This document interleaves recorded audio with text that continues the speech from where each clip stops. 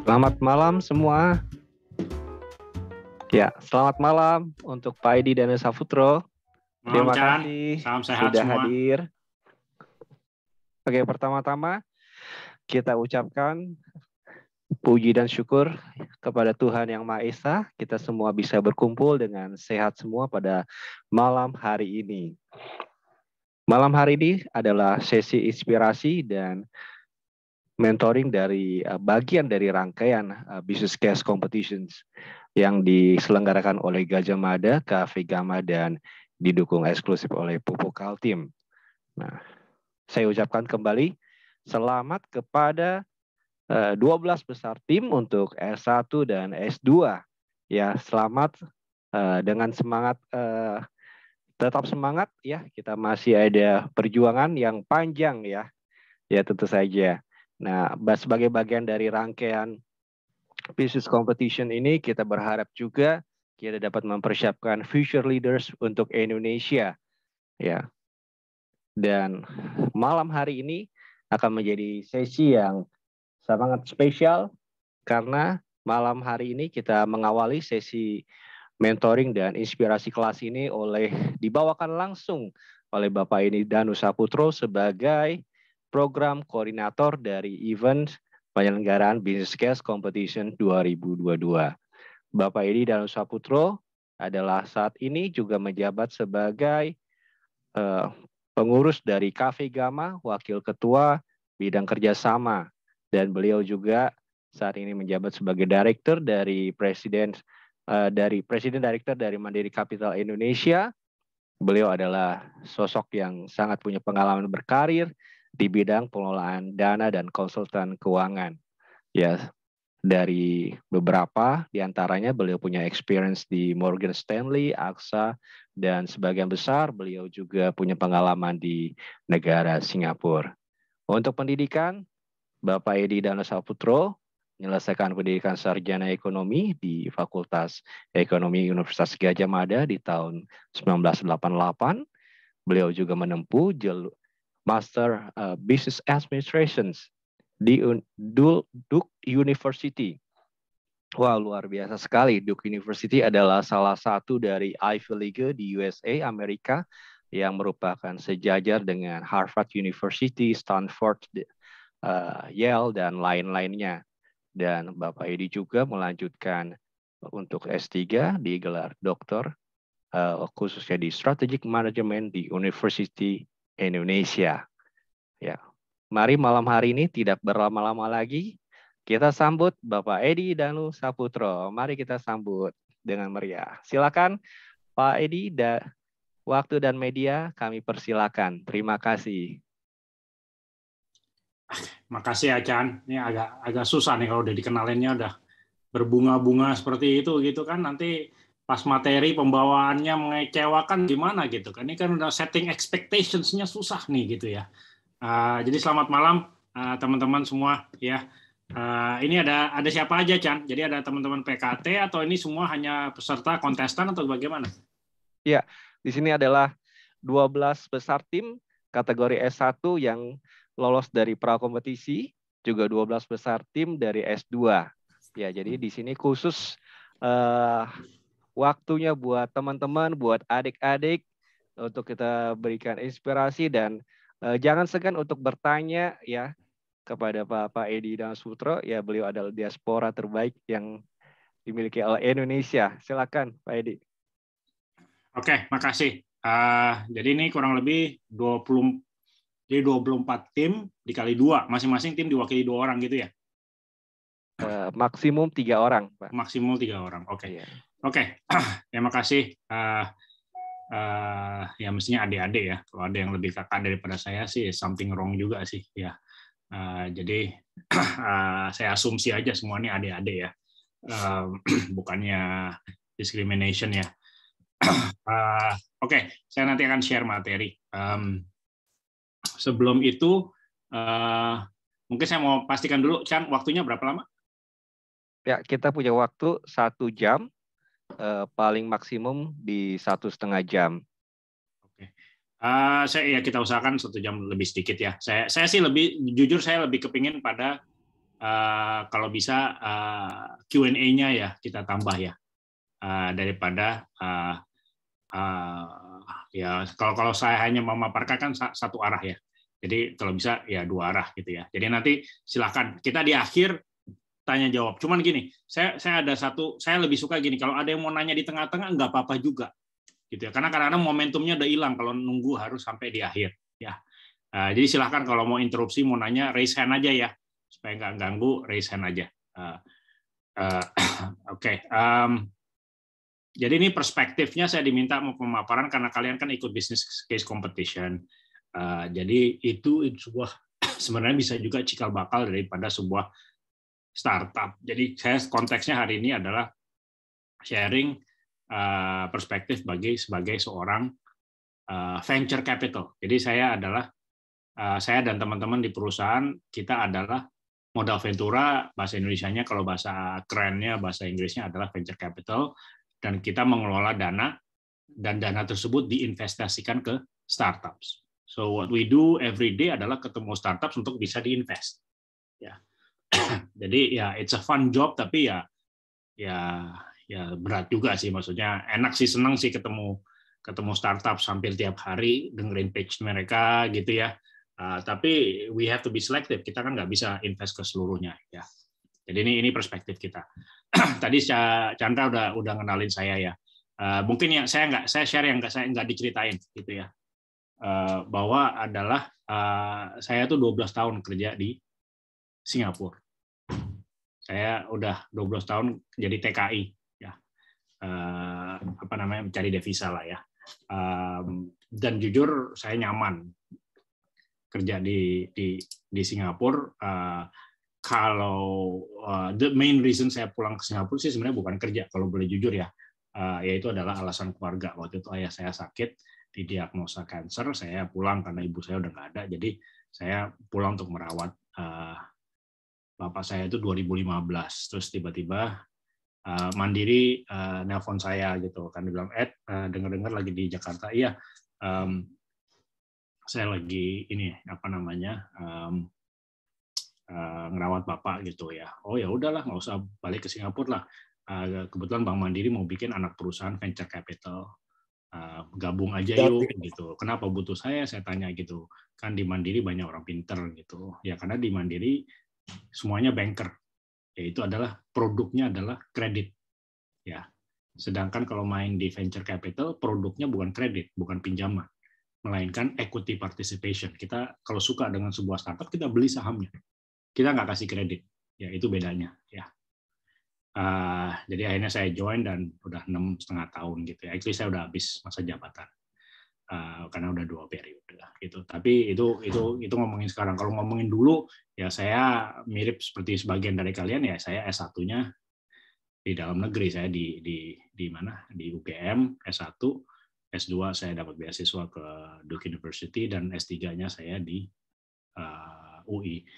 Dan saya sekarang masih ngajar di BINUS Business School. Saya ngajar corporate finance, business valuation, startups and corporate entrepreneurship. Oke,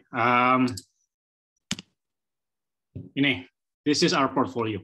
Ini actually belum diupdate, ya beda sebulan sih, tapi udah nambah 1 portfolio company. Ini ada berapa? Ini mestinya ada 16 nih, 1, 2, 3, 4. Ada 16 betul. Ada 1 lagi yang belum masuk di sini. Soon to be 2 gitu. Agri-Aku yang logistics agriculture. 1 lagi ya nanti saya belum boleh ngomong karena belum di-announce gitu ya. Tapi sekarang udah 17. Oke. Jadi selama 6 tahun kita Mandiri Capital sudah invest ke 17 startup. Ada yang dikenal? Bilang aja yes or no, atau ada yang nama yang belum pernah dengar sama sekali, atau ada yang sering dipakai yang mana ya? Pasti ya Gojek, Tokopedia, mungkin Bukalapak gitu ya. Yang lain apa?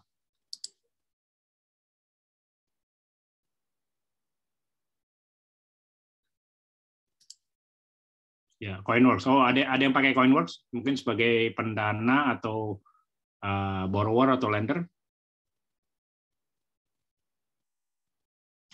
High seller dikenal juga, oke.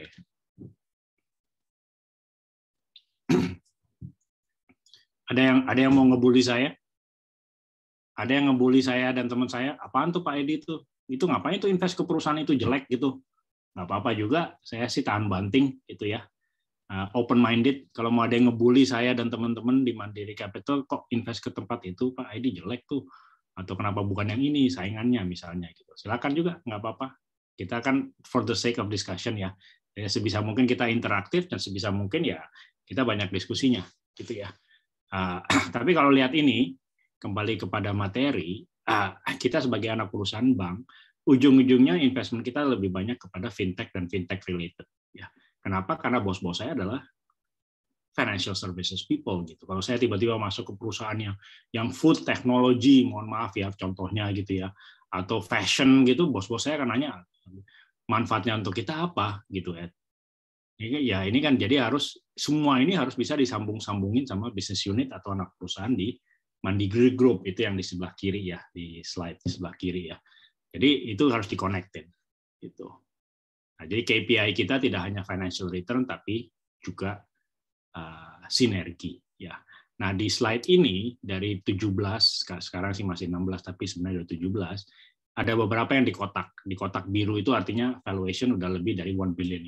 Artinya itu adalah unicorns. Terus kemudian yang di kotak hijau itu adalah Centaurs. Centaurs itu lebih dari $100 juta valuation-nya. Ya. Ada orang bilang senang juga dengan istilah Sunicorns, soon to be unicorns. Itu yang valuation-nya $200 juta ke atas. Tapi di bawah masih di bawah $1 billion gitu. Nah, mungkin saya nggak ada waktu untuk cerita seluruhnya. Saya mau cerita yang tidak ada di sini, tapi sebenarnya adalah salah satu investment awal kita. Tapi kita sudah exit. Yaitu adalah kita dijual.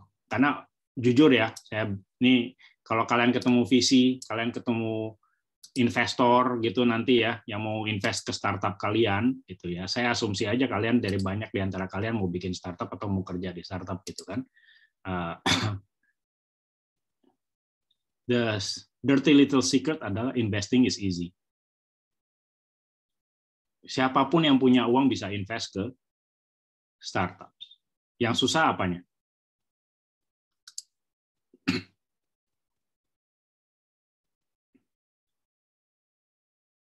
Apa? Kira-kira teriak aja nggak apa-apa. Yang susah, yang gampang adalah investing. Yang susah apa? Ya, return, apalagi teriak aja nggak apa-apa. Kalau ini kalian di mute ya, nggak bisa ngomong ya? Saya nggak tahu ya. Prospeknya susah, knowing startups which is faster, nggak. Belum. Apa? Yang paling susah apa? Kalau mau teriak di unmute, milih perusahaannya masih bisa oke lah, nggak terlalu susah. Yang paling susah tuh bukan investing. Yang paling susah tuh apa? Betul, Jessica ada. Yang paling susah itu exit-nya. So investing is easy, divesting atau exit itu susah. Ya. Ini rumus di mana-mana gitu ya. Kita udah beli, udah cuan, tapi gimana merealize-nya? Ya, maksudnya cuan itu dalam arti valuation-nya naik, tapi kalau nggak ada yang mau beli saham kita 5 tahun kemudian, kita kan nggak pernah bisa realisasi kenaikan harga saham tersebut gitu ya. Jadi kita pernah punya contoh yang tidak ada di slide ini, tapi kita invest di tahun 2016. We are one of the very first investors. Adalah startup namanya Moka. Ada yang tahu Moka? Point of sale, POS? Atau ada yang pernah pakai Moka mungkin di bisnisnya? Biasanya banyak dipakai. Tuh, ya? Kenapa? Payment system itu kan kalau Moka ya, point of sale ya. Jadi dia kayak kasir online gitu ya. Jadi Moka itu POS awal, point of sale. Jadi kayak kasir, dia bisa SKU-nya di situ, bisa proses pencatatan penjualan, terus kemudian dan sebagainya, gitu ya. Kita one of the very first investors di Moka. Waktu itu masih series A kalau nggak salah. Kita invest, dia di valuation-nya 12 juta US dollar. Waktu kita invest itu pun udah a bit kemahalan juga, tapi oke lah kita invest 12 juta US dollar. 3 tahun kemudian dia dibeli, seperti Alia bilang, dia dibeli 100% oleh Gojek. Waktu itu namanya belum Goto, masih Gojek namanya. Terus valuation pada saat dibeli Gojek sekitar 160 juta US dollar. Jadi 10 kali. Lebih dari 10 kali kenaikan valuasinya. Dari kita beli 12 juta US dollar menjadi 140 atau 160, saya lupa. Kurang lebih segitulah. Terus Gojeknya kan kita existing shareholder di Moka. Meskipun kita punya kecil lah, kurang dari 10%. Tapi kita ditawarin sama Gojek. Saya mau beli saham, semua existing investor di Moka dibeli sahamnya sama Gojek. Dia kasih option. 3 option. Dia mau beli, dia bilang mau cash, mau dapat uang, atau mau ditukar dengan saham Gojek, atau kombinasi. Kalau kamu jadi saya, jadi kita, kamu pilih yang mana? Mau verbal boleh, mau tulis boleh, silakan. Memilih saham Gojek, Pak. Oke, ini siapa yang ngomong? Saya nggak bisa lihat, sorry. Saya, Pak, sebentar. Namanya, sorry. Ika, Pak. Ika, oke. Kenapa Ika? Karena saham Gojek berprospek, Pak. Menurut saya. Pada saat itu ya? Iya. Oke, thank you. Ada yang lain atau sama pendapatnya?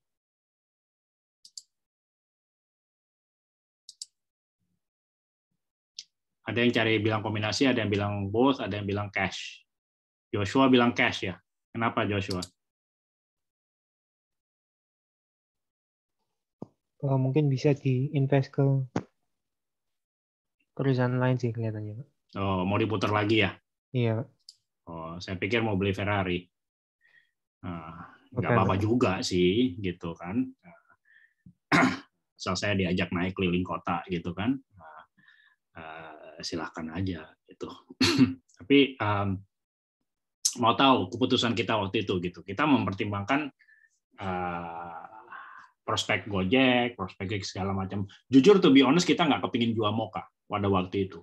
If it was our choice, we would prefer not to sell, karena menurut kita perusahaan ini bagus. Ya, tapi karena dia perusahaan bagus, dia itu makanya dibeli sama Gojek, gitu kan. Jadi, kita akhirnya mempertimbangkan dan kita pilih kombinasi. 90% cash, 10% kita terima dalam bentuk saham Gojek, gitu ya. Waktu itu masih murah banget saham Gojek, 50 juta per lembar saham. Saya lupa. Ya kurang lebih segitu. Dan tadinya kita punya hampir 10% saham di Moka. Tapi kita terima cash, terus kita ambil 10% di-convert ke saham Gojek. Tahu akhirnya kita punya berapa persen saham Gojek? Saya kasih tahu ya, 0,0000014%. Gitu. Ya, udah yang tadinya significant shareholder di Moka tiba-tiba jadi pemegang sangat minoritas di Gojek. Gitu. Bahkan diundang ke RUPS tahunan aja saya nggak diundang, gitu kan, karena saking kecilnya sahamnya, gitu ya. Sampai untuk mendapatkan laporan annual shareholders report itu saya harus ngemis-ngemis dengan koneksi saya di Gojek, gitu ya. Tapi bukan jalur resmi, gitu. Karena di jalur resmi, if you are below, saya lupa 5% atau 1% atau berapa, iya kan nggak punya hak, maksudnya nggak punya banyak hak yang nggak dimiliki. Tapi ya kita udah tahu lah. Tapi anyway kan kita udah dapat 90% back dalam cash, dan kita invest lagi. Antara lain kita invest ke iSeller, yaitu dalam POS juga. Ya. Jadi uangnya nggak kemana-mana, diinvest juga ya. Oke, jadi itu success story. Ada beberapa sukses story yang juga kita udah IPO. Dari portfolio kita yang 17 ini, 3 udah IPO. Yang cashless, Gojek, Tokopedia ya, sama Bukalapak. Jadi sometimes the exit is also not only sales, sometimes the exit adalah dalam bentuk IPO, which is okay juga. Kembali lagi masing-masing punya view yang berbeda. Oke, saya biar waktunya nggak habis. Oke, jadi what is venture capital? Sore ini agak sedikit ngulang, tapi kalian harus jelas. Saya udah jelaskan di awal. We are not a bank. Kita bukan bank. Chandra tuh kerja di bank. Ya, dia kalau banknya bukan Chandranya ya. Banknya itu bisa kasih pinjaman. Kredit rumah, kredit mobil, kredit usaha, kredit UKM, apapun kredit. Tapi kalau kredit harus punya apa? The number one rule untuk mendapatkan pinjaman harus punya apa?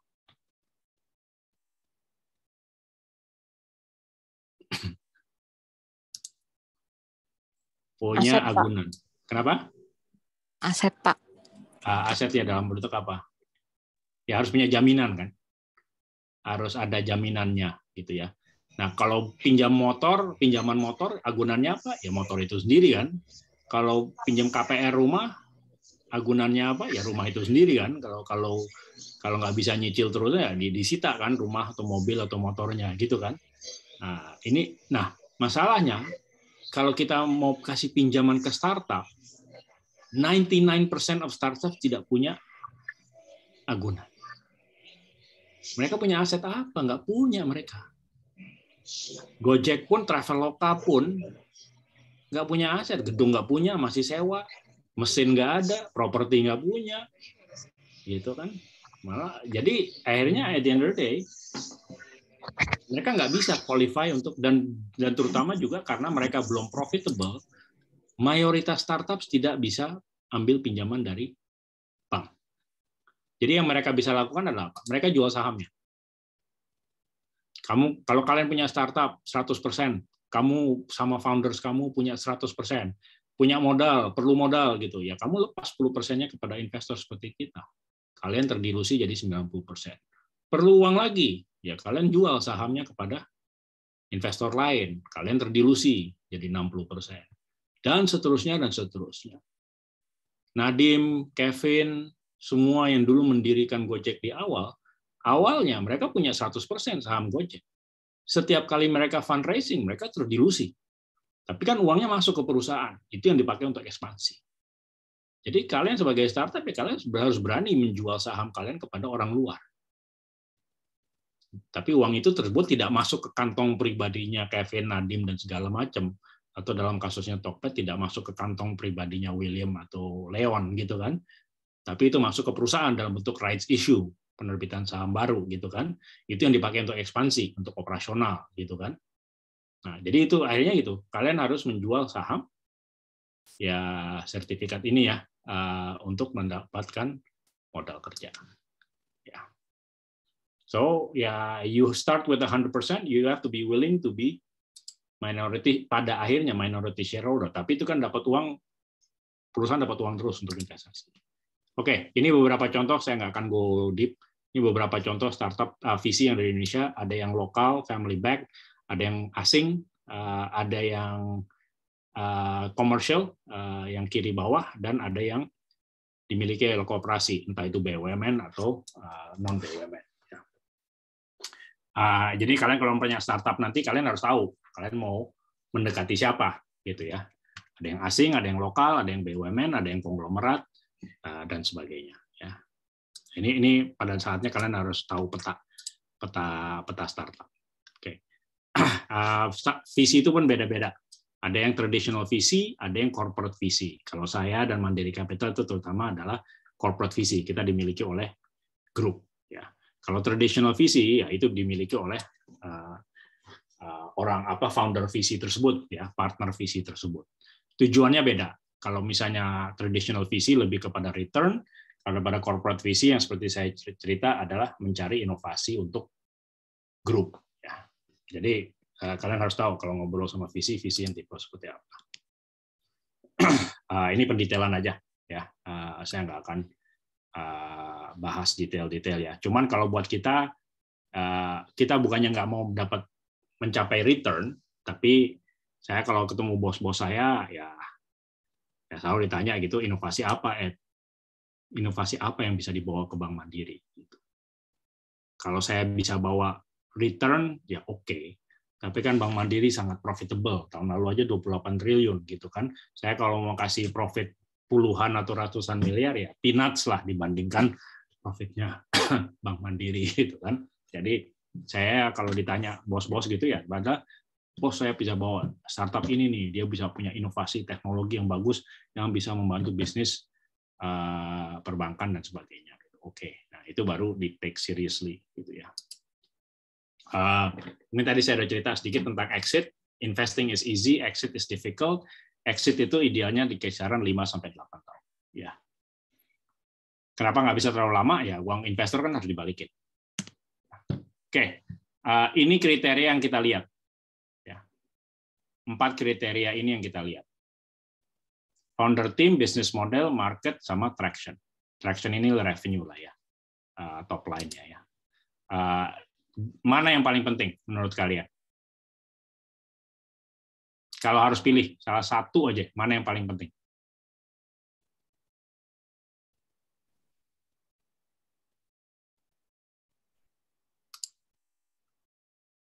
Business model, founder and team. Oke, apalagi? Market, founder and team. Oke. Business model, kalau synergy oriented, oke. Oke, saya bedakan ya. Kalau early stage, yaitu adalah seed dan series A, yang paling penting di mata kita di sebuah startup adalah founder and team-nya. Kenapa? The market will change, the regulation will change, the competition will change, the product will change, the pricing will change. Everything will change kalau itu startup yang early stage. Ya. Makanya kita perlu founder yang kuat untuk bisa menavigasi semua perubahan itu, yang agile lah istilahnya. Tapi ada beberapa catatan. Saya will never invest in a startup yang foundernya hanya 1 orang. Ya. Terlalu resiko, karena kalau startup founder tersebut tiba-tiba dapat tawaran kerja, tawaran gaji gede luar biasa untuk kerja di timnya Chandra gitu kan, misalnya gitu kan, ya ditinggalin startupnya kan, terlalu resiko gitu kan. On the other hand, saya juga will never invest in a startup yang foundernya 8-10 orang misalnya. Terlalu banyak. Siapa yang kerja kalau gitu? Ya kan? Jadi idealnya sebuah startup itu foundernya ada 2-4 lah, maybe 2-3 lah idealnya gitu ya. Itu di ideal. Tapi itu early stage. Kalau sudah growth stage, sudah series B, series C, dan sudah bukan yang masih baru-baru gitu ya. Yang penting udah bukan lagi founder team, tapi adalah traction. Kenapa? Karena kalau udah gede, dia bisa hire profesional untuk menjadi manajernya. Foundersnya bisa jadi dewan komisaris atau mundur, gitu kan. Dan itu udah kita lihat juga kan, Nadiem udah mundur dari berapa tahun dulu malah digantikan oleh Andre dan sebagainya. Di Bukalapak, Zaki sama Fajrin udah mundur bahkan sebelum IPO, diganti sama Rahmat sama Teddy, gitu. Jadi itu udah sering kita lihat juga gitu, bahwa founder kalau udah unique startup kalau udah besar, foundernya mundur digantikan oleh, yang penting traction-nya konstan. Ya. Business model very important juga, dan itu mungkin masuk di slide saya berikutnya. Oke. Ini saya nggak nakut-nakutin, tapi mau startup memang gagal. Ya, it's very difficult. Ini data di Amerika, sorry ya, tapi memang di Indonesia. Kalau ditanya startup persentase yang gagal di Indonesia mungkin lebih tinggi kalau menurut saya, honestly. Kita nggak punya data aja. Di BPS sih nggak ada. Jadi ini sebuah ya challenge buat kita. Dan rata-rata gagalnya karena apa? Ada yang tahu? Ada yang bisa nebak? What are the main reasons? Karena tidak hanya ada satu. What are the main reasons startup gagal?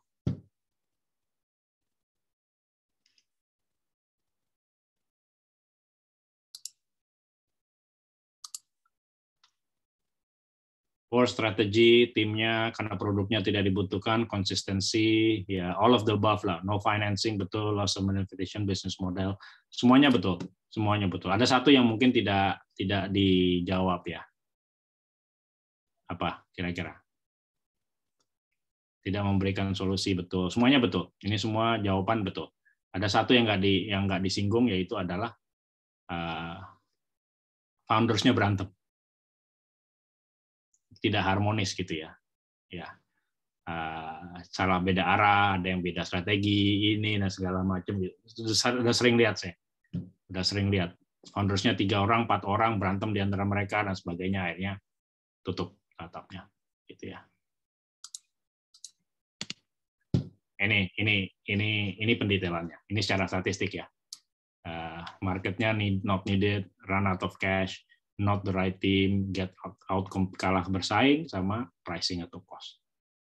Jadi kalian harus tahu gitu what to focus on ya. Gak gampang ya. Oke. Sekarang we start with A. Sebelum masuk ke sini, ya.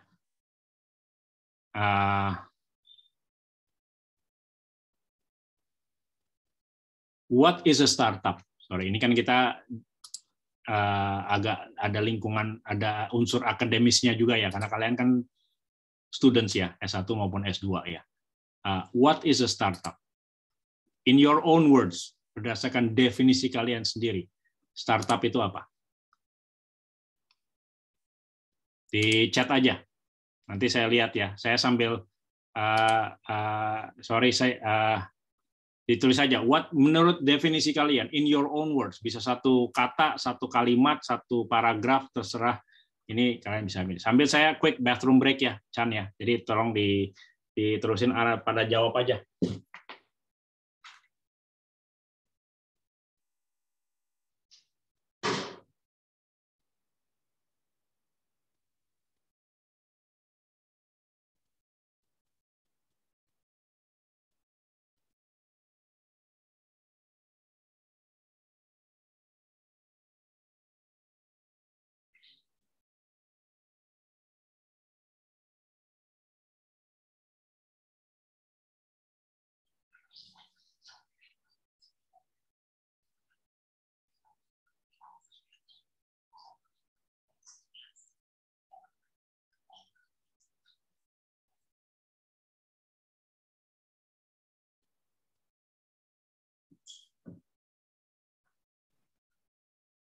Oke, I'm teman-teman. back. Ini ada jawaban Innovation, yang perusahaan sangat baru, menarik dari innovative Jeremy company, Joy. ini market disruption, ini perusahaan baru. Oke. Ada yang menarik dari Jeremy Joy. Mungkin bisa sharing ya.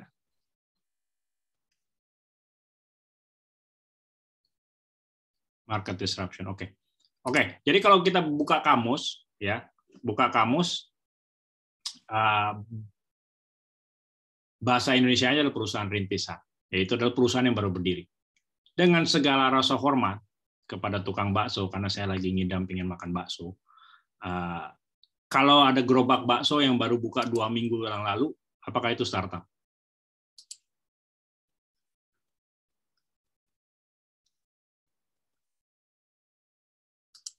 Gimana menurut kalian?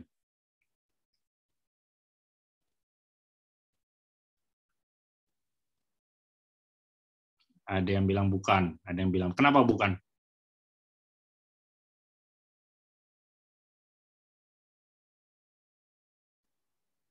Kan definisinya perusahaan rintisan adalah metriknya hanya waktu.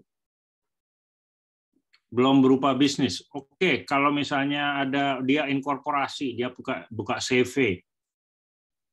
Ada yang bilang jawab bukan karena sudah banyak bisnis sejenis gitu ya. Sebenarnya e-commerce juga ada banyak ya. E-commerce platform yang pakai aplikasi udah banyak, tapi mereka call themselves startup juga gitu ya. Jadi gini, kalau kita sesempit itu definisinya, yaitu adalah perusahaan rintisan itu baru berdiri, tukang bakso juga sebuah startup. Gerobak bakso adalah sebuah startup. Tapi itu nggak menarik buat kita para investor. Kenapa? Karena growth-nya linear. Dalam arti gini, kalau punya satu gerobak bakso, si Chandra punya gerobak bakso, gitu ya. Dalam seminggu bisa ditebak karena traffic dan segala macam bahwa dalam seminggu akan terjual 100 mangkok bakso. Kalau Chandra tiba-tiba punya uang karena dia jual gigi emasnya, terus kemudian dia dapat uang, terus dia bikin gerobak kedua, ya bisa ditebak seminggu akan jual 200 mangkok bakso. Dia punya 5 gerobak, bisa ditebak jualnya adalah 500 mangkok bakso. Karena bisnisnya linear. Karena tidak ada unsur inovasi, bukan tech ya. Tidak harus tech, tapi tidak ada inovasinya, tidak ada disruption-nya, tidak ada sesuatu yang baru. Tapi kalau tiba-tiba Chandra bilang, wah saya ada inovasi nih, yaitu adalah aplikasi. Ya, dia akan buka Bakso Chan gitu ya, aplikasinya gitu ya.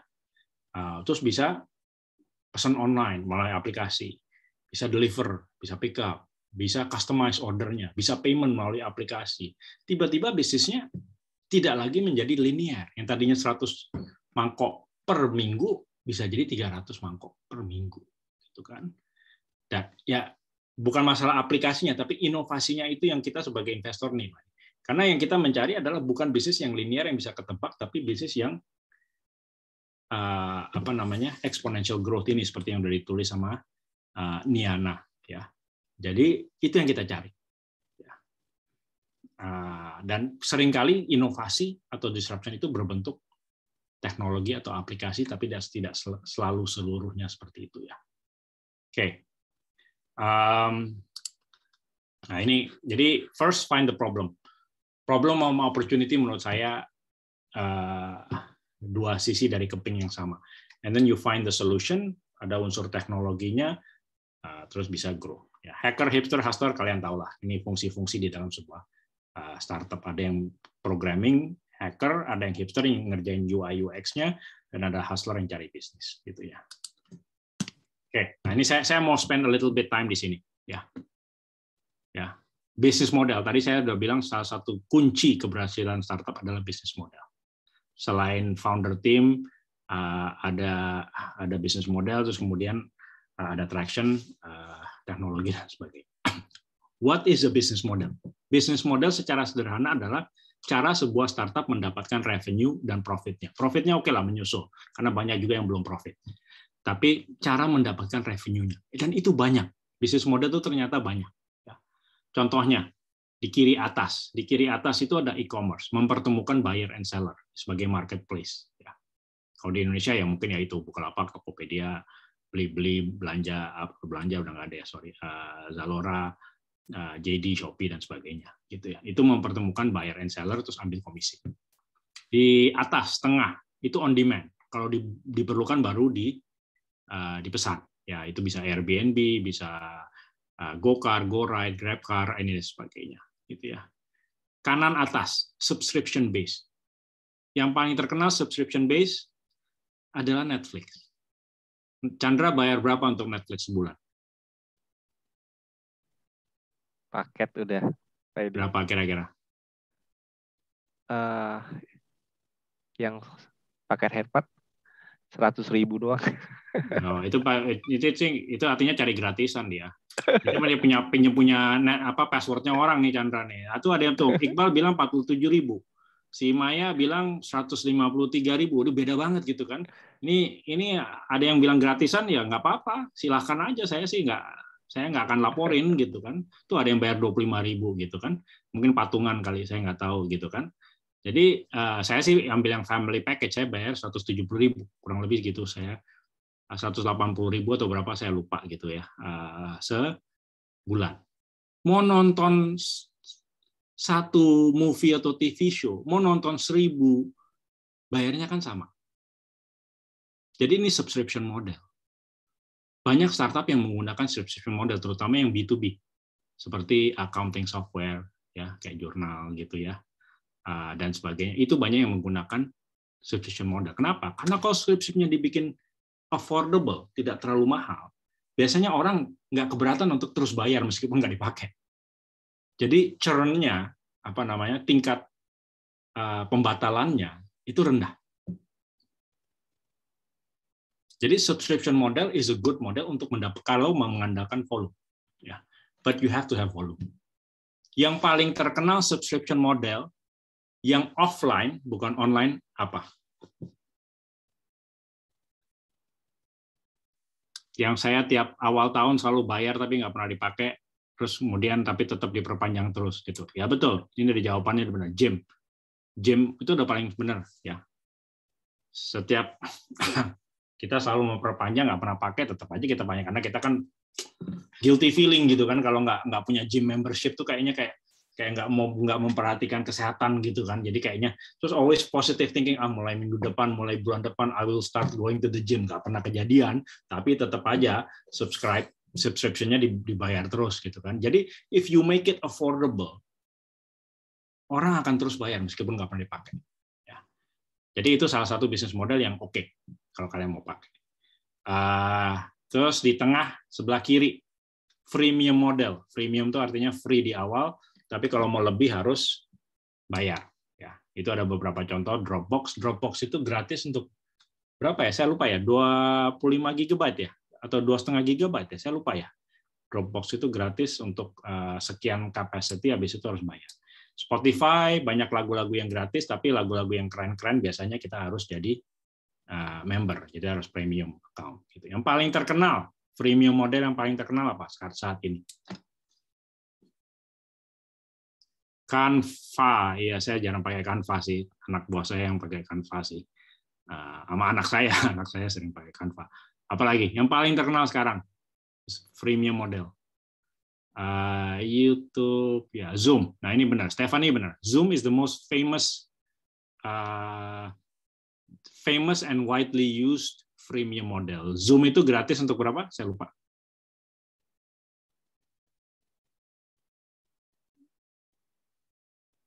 Zoom gratis untuk 40 menit, betul. Lebih dari itu harus bayar.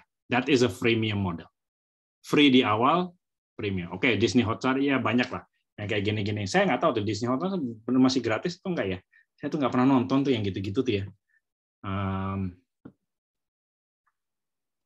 Oke. Ya, ini makasih infonya. Saya nggak tahu Zoom gratis untuk 2 orang, Pak. Kalau untuk 2 orang, kenapa pakai Zoom sih? Kenapa nggak pakai WhatsApp call atau apa? Ya, saya nggak tahu kenapa harus pakai Zoom. Ya kecuali kalau memang perlu untuk pacaran gitu ya, koneksinya lebih bagus gitu ya. LDR nih, berarti yang jawabnya LDR nih. Amelia nih lagi LDR nih, dia tahu dia. Oh, share screen. Oh, saya baru tahu nih. Jadi Anggia ternyata sama pacarnya atau sama suaminya LDR harus share screen juga ya, untuk ngasih lihat itu ya, bond bulanan kali ya, apa rumah tangga ya, pengeluaran rumah tangga kali ya. Ya deh, oke deh, saya sih ikut aja ya. Mahasiswa online ya, oke. Oke, jadi itu contoh bisnis model. Terus yang di bawah-bawah kalian bisa baca, ada yang peer to peer, ada yang gratis tapi harus terima advertising, seperti Google kan gratis. Tapi kalau kita klik Google mau search apa gitu kan, 5 yang pertama yang keluar itu kan advertisement gitu, itu kan iklan. Jadi jangan klik gitu. Jadi baru hasil search yang ke-6, 7, 8 itu baru yang free benar-benar dari Google gitu kan. Nah, segala macam ini. Jadi kenapa saya share? Karena startup harus tahu bisnis modelnya yang tepat untuk bisnisnya. Whether you are B2C, B2B, B2B2C, atau D2C, direct to consumer, you have to know what is the business model yang tepat. Kenapa? Karena kalau salah jalan, susah muter baliknya. Ya. Jadi, pick the right business model for your startup. Ini over time, kalian para startup ini harus tahu cara mendapatkan investment dari venture capital dan angel investor dan sebagainya. Ya, vertical access adalah traction, revenue dan sebagainya. Horizontal access adalah waktu. Jadi dengan sendirinya berjalannya waktu, kalian bisa mendekati yang mana. Kalau belum ada traction, ya kalian pendekatannya kepada angel investors. Kalau udah ada traction, meskipun belum profit, baru ke VC. Kalau udah profit, baru masuk ke korporasi. Kalau udah profit banget, ya mudah-mudahan bisa IPO, gitu kan. Meskipun itu bukan baku, cuman that is the. Jadi kalian udah tahu kalau kalian di tahap mana, kalian harus mendekati siapa. Kalau kalian masih di early stage, mudah mendekati venture capital, kecepatan. Kalian harus ke angel investor dulu. Ya. Kalau udah dapat beberapa dari angel, baru masuk ke yang VC gitu ya. Jadi series seed biasanya angel, series A biasanya VC, series B udah korporasi, C udah ya yang gede-gede banget, terus pre-IPO. Ideally begitu ya. Oke. Sorry. Oke, waktunya sorry. Saya cepetin gitu. Nah, saya mau kasih contoh aja Gojek. Mungkin banyak yang nggak tahu Gojek di awal itu setahun atau 2 tahun pertama itu berdarah-darah. Kenapa? Maybe you were a bit too young gitu ya. Tapi Gojek di awal itu tidak seperti Gojek yang kita kenal. Kenapa? Karena Gojek di awal itu belum pakai aplikasi. Gojek di awal itu masih pakai call center. Ya. Jadi kita kalau mau perlu ojek online, dulu kita harus telepon call center seperti kita cari taksi itu, terus dia akan mencarikan. Jadi pertama-tama dia bisnisnya nggak fly. The business went big only setelah mereka mengenalkan aplikasi. Jadi ada yang pegang aplikasi yang dipegang oleh mitra driver, ada aplikasi yang dipegang oleh kita sebagai konsumen. Baru, dan they cut out the middleman, which is the call center. Ya. Jadi itu mereka baru grow. Ya. So yang kayak gini ya kalian harus pikir, what innovation, what disruption are you bringing to the market? Ya. Oke, ini mungkin lebih kepada future looking ya, Chan ya. Saya mungkin materi ini mungkin saya pakai untuk yang sesi yang lain.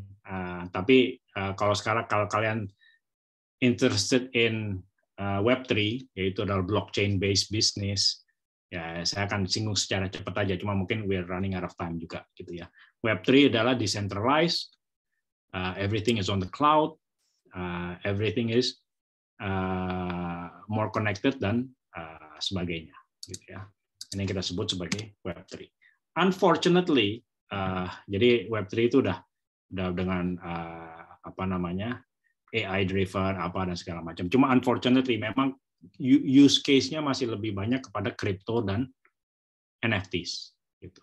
Padahal seharusnya udah bisa lebih kemana-mana ya di metaverse ini ya, di Web3 ini ya, termasuk misalnya decentralized finance untuk invoice financing dan lain-lain gitu. Tapi kita belum sampai ke situ. Tapi drivernya adalah AI dan machine learning. Terus big data and blockchain also helps. Jadi sekarang ada terminologi yang lagi ngetrend sebagai dari kacamata investor adalah ABCD. Alpha, Bravo, Charlie, Delta. Ada yang tahu ABCD apa? Kalau mau invest ke masa depan, you invest in ABCD. Ada yang tahu ABCD apa? Ya, kalau di Google sih cepat.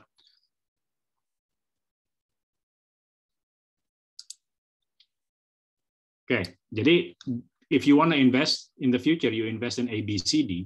A-nya adalah artificial intelligence, B-nya adalah blockchain, C-nya adalah cloud computing, and D-nya adalah data analytics.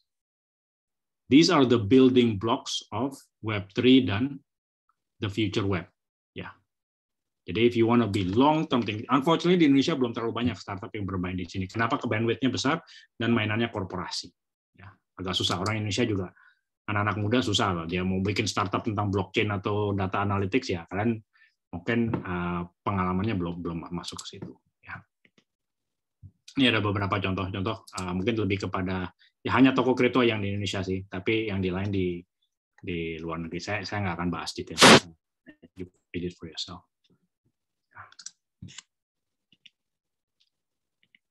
Oke, mungkin ini terkait pandemi, market condition, recession. Saya mungkin it's not the time for me to discuss it, tapi winter is here. Valuations are going down, which is good and bad. If you have a big portfolio, valuation kalian akan depressed. If you have a lot of cash, it's a good time to buy. Ya. Itu aja dari saya. Pas, sorry jam 8 kurang dikit. Masih ada waktu untuk Q&A. Saya kembalikan ke Chandra. Sorry kalau kelamaan. Ya, terima kasih Pak Ed untuk dua pertanyaan ini. Saya apresiasi dulu untuk yang sudah mengaktifkan kamera di sini. Silakan, ada yang mau bertanya yang sudah mengaktifkan kamera? Silakan, ada yang mau bertanya?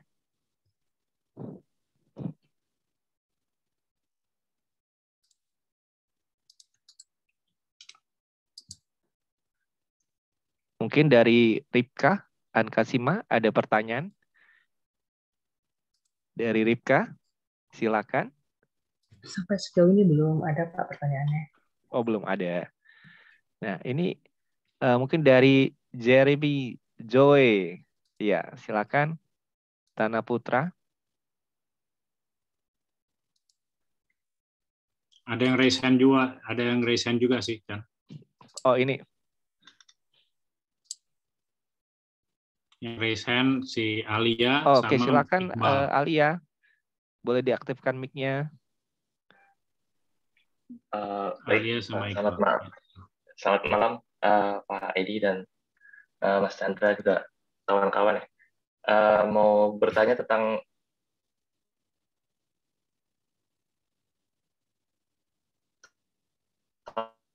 kalau dari sejauh mana ya bisa misalnya influencing managerial decision gitu Pak di startup. Investor bisa influencing startup decision gitu ya? Iya Pak, sejauh mana Oke. kalau dari Bapak sendiri? Kita sih tahu diri aja. If we own less than 10% atau less than 5%, ya kita tahu diri untuk tidak ikut terlalu campur. Ya. Yang kalau kita have more than 20%, biasanya mungkin kita punya hak untuk BOD. Satu orang kita taruh di, misalnya more than, maybe not 20%, maybe ya like about 30-40% kita taruh satu orang di direksi. Kalau between 10 to 20, mungkin satu orang di dewan komisaris. Gitu ya. Kalau kurang dari itu ya tahu diri lah, masa sahamnya dikit minta ikut di decision making. Cuman saya fundamentally against it, gitu ya. Ini pendapat pribadi ya, tapi saya fundamentally my principle adalah sebagai investor kan kita invest ke startup dan kita harus percaya sama foundersnya. The founders should be the ones yang paling paham tentang sektor ini. Kenapa kita merasa sebagai investor, why do we think we're smarter than them? Oke, we may be smarter than them, tapi maksudnya yang memahami industri mereka kan mereka sendiri. Jadi if you invest in a startup, you have to believe in the startup yang paling paham tentang industri itu, ya you give them the opportunity untuk lead the company dan make the decision by themselves. Gitu. Jadi saya sebisa mungkin saya tidak ingin ikut di decision making. Paling-paling saya akan menaruh diri saya atau perwakilan dari perusahaan saya di komisaris. Itu sih. Terima kasih pertanyaannya. Baik, Pak. Oke, Terima tadi kasih, ada Pak. next dari Yulia Gusti Wulandari. Tadi ada raise hand, silakan. Berikutnya adalah Luciana. Kita batasi dulu. Izin ya Pak, izin bertanya.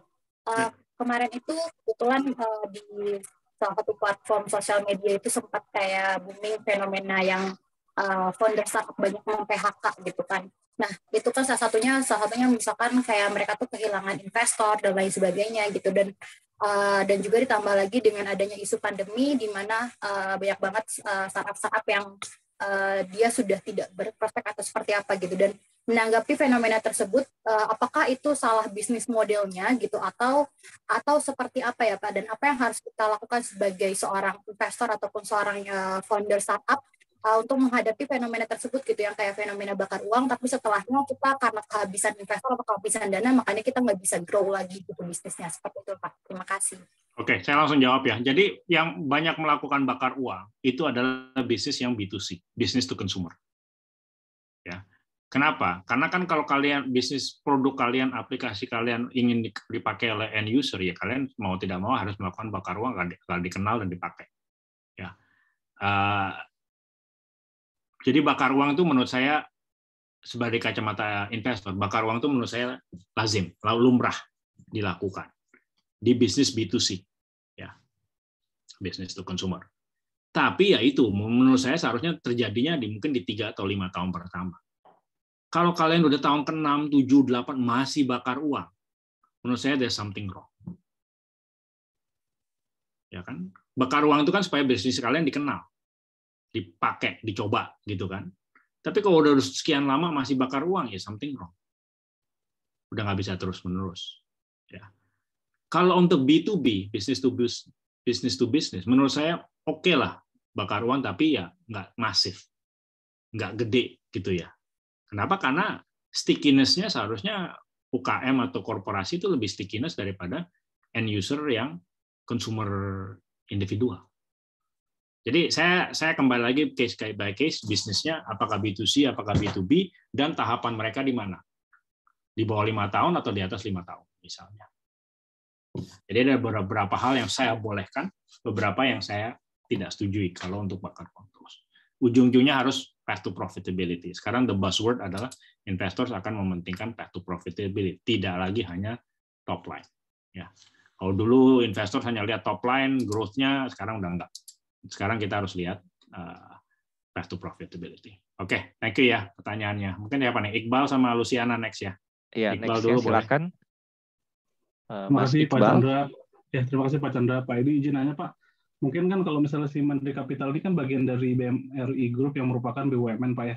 Ya. Sedangkan untuk investasi di startup itu kan harusnya mungkin lebih resikonya lebih tinggi Pak ya dibandingkan perusahaan-perusahaan yang udah stable gitu. Nah, kalau misalnya pernah nggak sih Pak terjadi kerugian gitu Pak? Terus kalau misalnya terjadi kerugian itu seperti apa gitu Pak? Kan biasanya kalau di BUMN itu kan kalau ada rugi dikit kan langsung rame gitu Pak ya. Nah, itu kalau di Mandiri Capital seperti apa? Ya, dulu saya kasih Iqbal, saya sebelum join Mandiri Capital rambut saya hitam semua. Ya. Karena saya sekarang masuk BUMN dan bisa dianggap kerugian negara kalau udah investasi, rambut saya sekarang udah putih, hampir putih semua, gitu ya. Jadi bukannya nggak ada stresnya, ya. Benar ada resiko kerugian negara, tapi itu pun kalau ada penyelewengan atau ada GCG atau ada SOP yang dilanggar. Jadi seringkali bisnis itu BUMN itu berbisnis. BUMN baik di induk maupun di perusahaan, we have to make decisions. Dan tidak semua decisions itu akan make money. Kalau enggak ya bukan bisnis namanya gitu kan. Sometimes you make money, sometimes you lose money. Yang terjadi kerugian negara itu biasanya kalau memang ada pasal-pasal di mana dia menyelewengkan, ada peraturan yang dilanggar, atau tidak GCG, conflict of interest, dan sebagainya. Gitu ya. Kita pernah mengalami kerugian, dan kita write off. Tapi asal kita sudah menunjukkan that is the best option. Dan mungkin write off-nya karena bukan karena kong kali kong atau ada, karena marketnya berubah. Kayak sekarang gitu kan. Orang yang dulu invest ke debit card, credit card, payment, dan segala macam gitu ya, ya sekarang pusing semua gitu. Kenapa? Karena most of the business sekarang udah beralih ke QRIS. Tapi 5 years ago, nggak ada yang bisa memprediksikan bahwa QRIS akan seperti ini. Gitu kan. Itu kan suatu tren yang ya bahkan kita sebagai investor ya kita mungkin view-nya 2-3 tahun ke depan, nggak bisa sampai susah juga 5-10 tahun ke depan. Gitu ya. Ya sekarang akan bilang, yo you invest in, karena akan bilang ya siapa yang sekarang masih mau invest ke fossil fuel gitu kan atau mobil biasa karena everybody is now going to EV, electronic vehicle gitu kan. Tapi ya time horizon-nya kan beda-beda gitu ya. Jadi again, sorry to answer your question, resiko itu selalu ada. Makanya kita selalu sebelum melakukan investasi kita biasanya minta legal opinion dan kita jaga prosedurnya supaya yang penting itu prosesnya benar. Hasil akhirnya mungkin bisa loss, tapi kalau prosesnya benar, mestinya kita nggak sampai jadi masalah. Gitu ya. Next. Oke, next dari Lucy ya. Saya mau nanya, kalau valuation itu kan kalau misalnya company segede kan biasanya bisa pakai kayak discounted cash flow, bisa pakai NPV dan lain-lain. Itu kalau untuk startup itu kira-kira valuation-nya pakai apa ya? Oke, it's a good question. Thank you, Lucy. Saya kebetulan nggak ada slide-nya. Cuman Di VCs we don't use discounted cash flow. Karena discounted cash flow itu kan terlalu teoritis ya. Memproyeksikan 5 years in advance the future value dibawa ke present value dengan jadi ada terminal value terus kemudian kita bawa ke present value dengan discount rate gitu kan. Itu nggak bisa. Kenapa? Karena startup itu tidak bisa diproyeksikan growth-nya secara linear, naik 20% atau itu nggak bisa. Jadi we don't use discounted cash flow. We use multiples analysis, peers analysis ya, atau comparables gitu. Yaitu adalah multiple between valuation and top line revenue atau growth atau GMV atau loan disbursement apapun metriknya. Kita ambil industry average dari 4 atau 5 startup, kita dapat average industry multiple, itu yang kita terapkan di startup yang kita mau invest. Gitu. So to answer your question, ada beberapa yang mirip-mirip seperti Chicago method dan segala macam, tapi yang jelas visi kita either pakai comparables, multiples ya, atau Chicago method atau segala macam, tapi jelas never DCF. Next, sorry, Ripka. Thank you, sir. Terima kasih, Pak. Mau menanyakan tentang aplikasi dari materi yang ini. Founder yang agile itu apa saja yang dia pertimbangkan untuk menentukan bisnis model dalam startup-nya? Terus ketika misalnya dia sudah menciptakan inovasi dan berhasil atau beranjak berhasil, terus ada yang meniru inovasi ini, pertimbangan apa yang dipertimbangkan oleh founder dalam menentukan langkah ke depannya? Itu sih, Pak. Okay, good question ya. Unfortunately, intellectual property di Indonesia nggak terlalu jalan ya. So if you have a good product, mau dipatenkan atau mau di trademark itu agak sulit ya. Dan to be fair ya, jangan dikutip ya. To be fair ya, banyak startup di Indonesia kan juga meniru startup besar di luar negeri gitu ya. Emang Bukalapak, Tokopedia yang menciptakan e-commerce model kan nggak juga. Udah ada Amazon, udah ada eBay, udah ada segala macam gitu. Udah Alibaba. Emangnya Nadim atau Nadim di Gojek atau Anthony Tan di Grab, mereka yang menciptakan business model ride hailing? Nggak juga kan. Actually mereka meniru atau melirik ya. Daripada saya digugat ke pengadilan gitu kan. Mereka melirik yang pendahulu mereka di Amerika ya, itu adalah Lyft dan Uber. Tapi pinternya mereka memodifikasi bisnis model Lyft dan Uber untuk roda 2 di Indonesia, gitu kan? Karena Lyft dan Uber adalah roda 4 di Amerika, gitu kan? Travelio melihatnya adalah Airbnb, gitu. Jadi kalau to be fair, ya segala e-wallet di kita, GoPay, OVO, Dana, ya, semua meliriknya Alipay misalnya. Jadi ya mohon maaf gitu, saya sih bukannya saya nggak bangga dengan produk Indonesia, menurut saya banyak yang di Indonesia itu adalah yang melirik dari luar negeri, which is fine juga. Kita sebagai investor tahu itu. Mendingan begitu karena mungkin tingkat suksesannya lebih tinggi gitu. Tapi apakah bisa terus kemudian bisa di-enforce kalau kita terus kemudian ditiru? Ya silakan, tapi ya cost of legal di Indonesia berapa sih? Gede banget kan?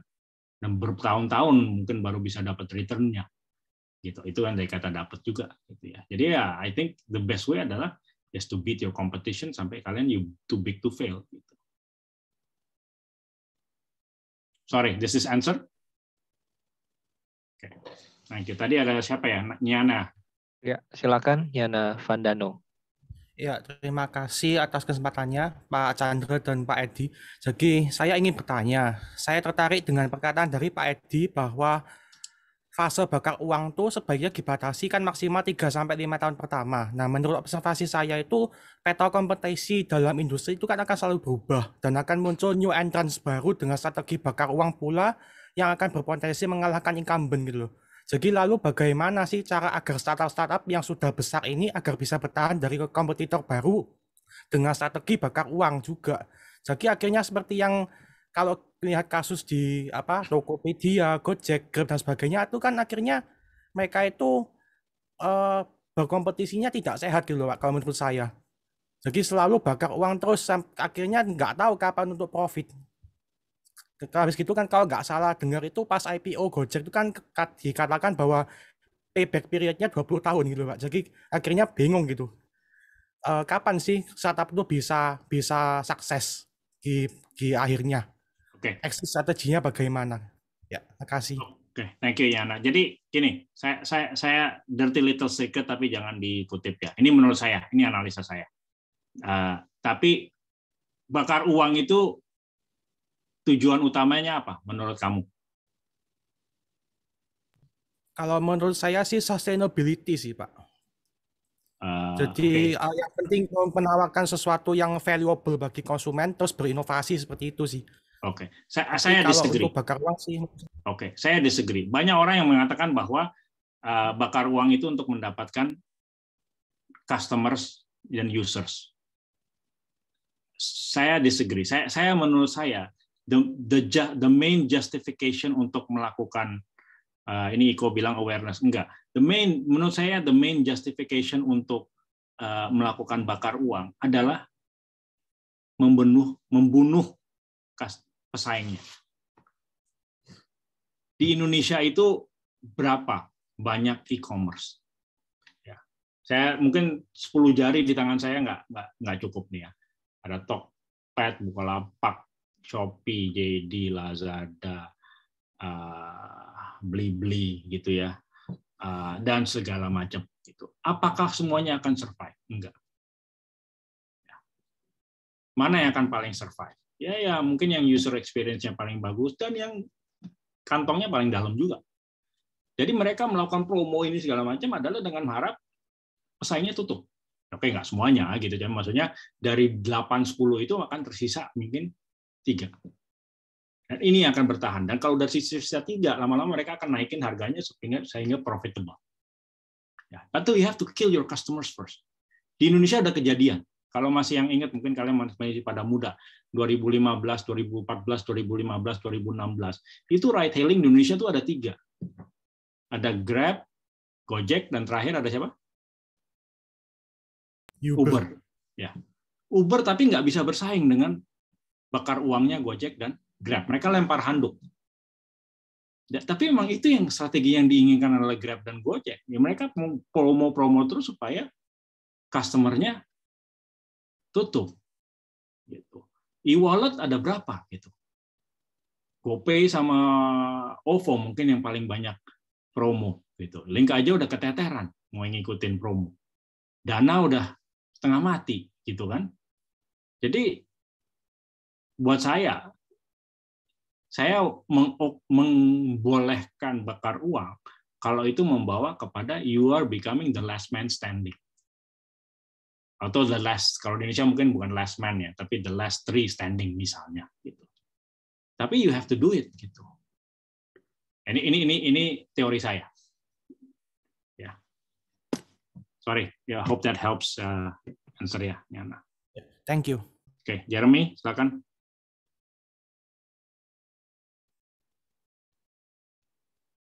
Ya, halo, suara saya masuk, Pak? Ya, masuk.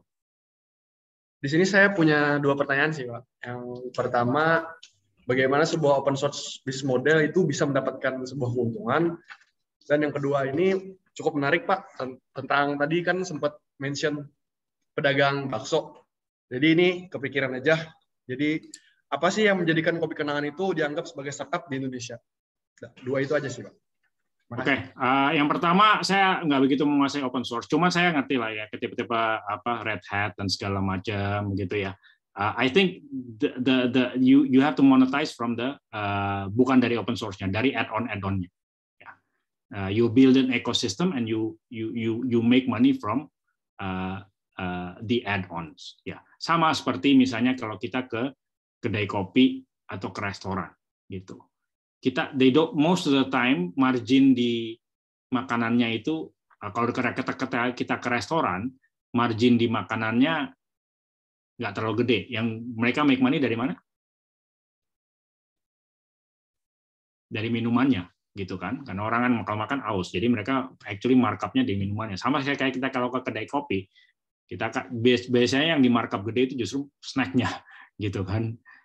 Jadi itu cross sell gitu. Jadi kita punya produk di menu itu nggak semuanya akan punya profit margin yang sama gitu. Kita kalau di menu tuh nggak semuanya profit marginnya 30%. Ada yang 10%, tapi itu loss leader, tapi ada yang marginnya luar biasa gede gitu. Jadi you have to make money from the add-ons, ya, consulting ini dan segala macam produk-produk. Okay, the second question a bit difficult for me to answer ya, karena if you want to mau jujur atau gimana? Jujur. Jujur, I honestly don't know juga. So I would never invest in Kopi Kenangan Fore atau yang lain. Ya, my personal money ya. Kalau di perusahaan ya mungkin sama jawabannya. Cuman menurut saya it's not tech enough. Ya, menurut saya kurang tech gitu. Saya ngerti mereka itu sebenarnya Kopi Kenangan Fore, Jiwa apapun itu ya. Mereka meniru dari China yang namanya tahu apa? Namanya Luckin Coffee. Itu pernah jadi case besar. You can Google it, Luckin Coffee. Itu Luckin Coffee itu predecessor dari semua yang ada di Indonesia itu kopi kenangan. Jadi kopi kenangan dan segala macam semua niru Luckin Coffee di China. Gitu. Saya pernah ke Beijing, semua itu Luckin, semua pesannya Luckin Coffee. The difference-nya apa? Dulu Luckin Coffee itu di China mau bersaing dengan Starbucks. Kalau Starbucks itu kan ini apa namanya orang duduk nongkrong gitu kan lama dan segala macam. Jadi di sana enggak, dia outletnya kecil, hanya satu orang, semua pesan harus melalui app. Dia nggak terima orang walk-in. Semua pesan melalui app bisa di-customize ini dan segala macam.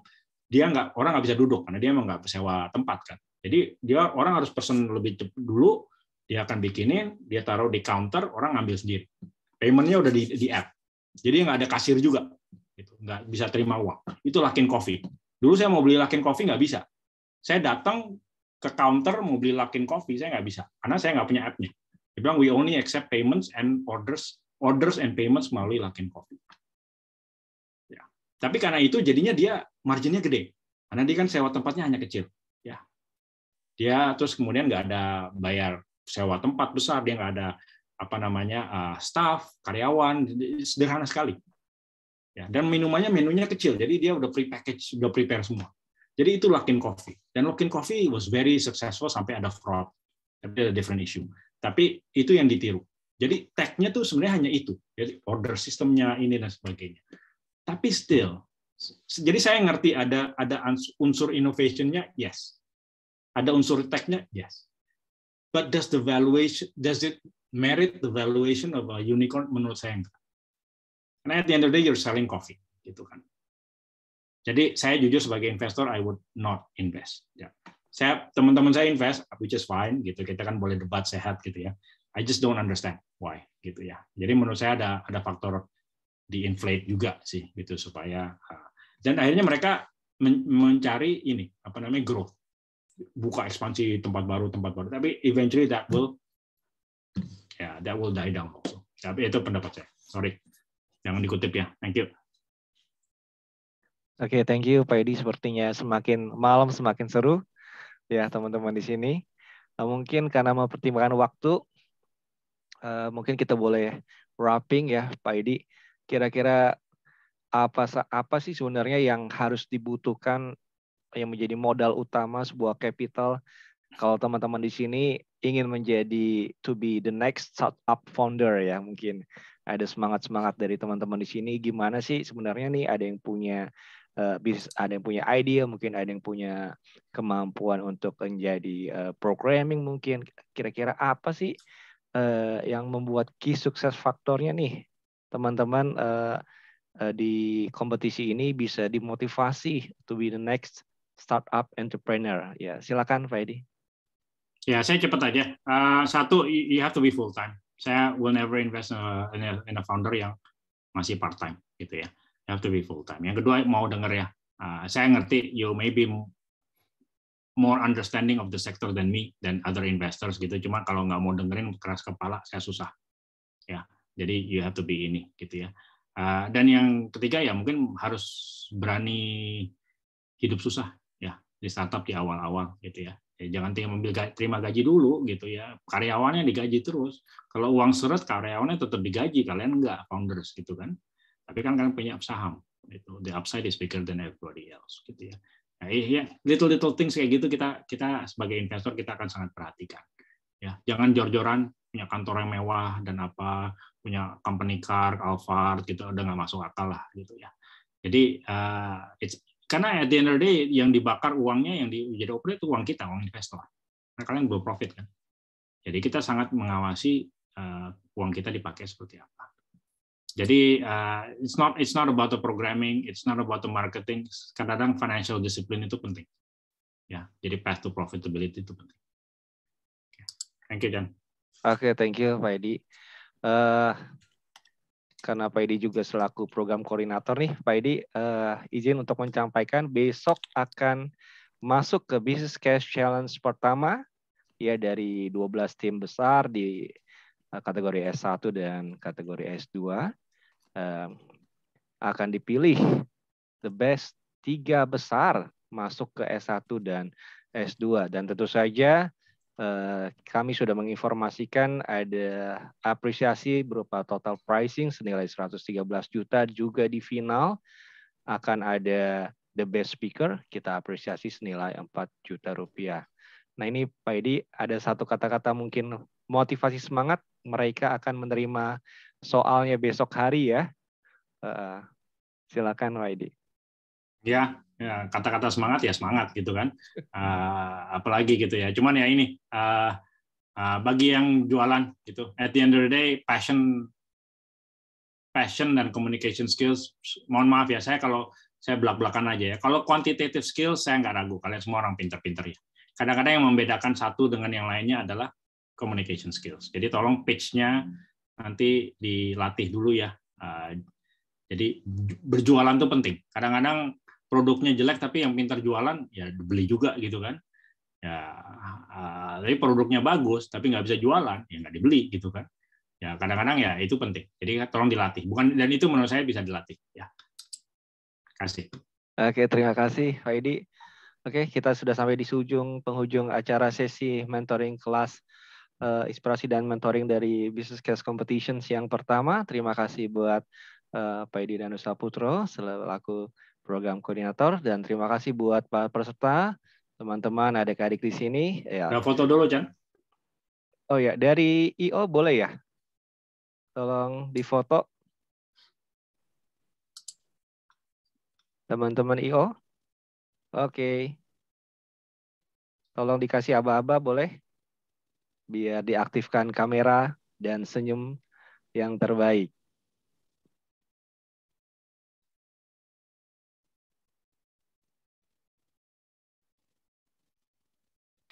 Oke, baik. Dalam hitungan 3 ya. 3, 2, 1. Oke, slide kedua. 3, 2, 1. Slide ketiga. 3, 2, 1. Oke. Oke, terima kasih sekali lagi kami ucapkan dari panitia. Sehat selalu dan jaga kondisi, persiapkan yang terbaik untuk memberikan hasil karya dari soal besok. Ya, selamat malam, sampai berjumpa di the next level. Terima kasih Pak Edi, terima kasih teman-teman, terima kasih tim DGO juga. Selamat malam semua. Kami mohon izin untuk meninggalkan media. Terima kasih. Kalau ada yang mau connect sama saya udah tulis di chat ya, LinkedIn sama IG saya kalau mau follow ya. Kita bisa ngobrol. Oke, terima kasih semua. Terima kasih, Chan. Terima kasih, Pak Edi. Terima kasih semua, Pak Edi. Oke, mohon izin kami tutup dari Zoom ini. Terima kasih.